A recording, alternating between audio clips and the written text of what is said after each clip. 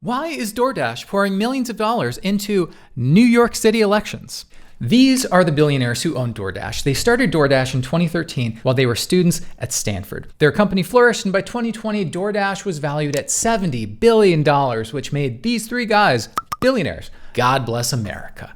As it turns out, one of the food delivery techniques DoorDash figured out was some might call wage theft. Because in the last few years, since DoorDash has become a verb, they have developed a healthy track record of doing just that. This year, New York's Attorney General secured more than $16 million from DoorDash for withholding tips from delivery workers. They've been caught doing this over and over and over again. But in fairness, DoorDash wouldn't have to steal wages if they could just pay workers as little as possible from the start, which is why since 2023, DoorDash has spent more than $158,000 in lobbying New York City politicians against issues such as minimum wage for couriers. DoorDash even once filed a request for a restraining order to keep the minimum wage for delivery workers from going up. So we can take a guess as to what they hope to get out of the people they're giving money to. But who exactly are those people? Let's take this organization, Local Economies, forward. I mean, who doesn't support local economies? They've spent $1.8 million supporting these candidates,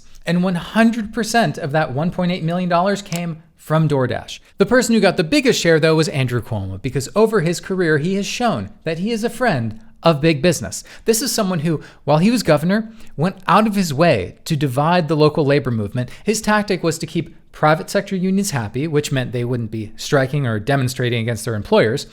At the same time, he antagonized public sector unions like the teachers union through a battery of controversial and frankly anti-union education policies. And let's think for a second, who does and does not benefit from a higher minimum wage? Because through this whole cycle, Zoran has been campaigning on a $30 minimum wage, while Cuomo has been pushing a $20 minimum wage, which is actually lower than what app-based food delivery workers are already supposed to be paid. In total, through PACs, DoorDash has spent over $1.3 million supporting Cuomo and almost $1 million supporting city council candidates. DoorDash doesn't want to pay delivery workers a $30 hour minimum wage. They don't want to have to reclassify workers as employees as opposed to independent contractors.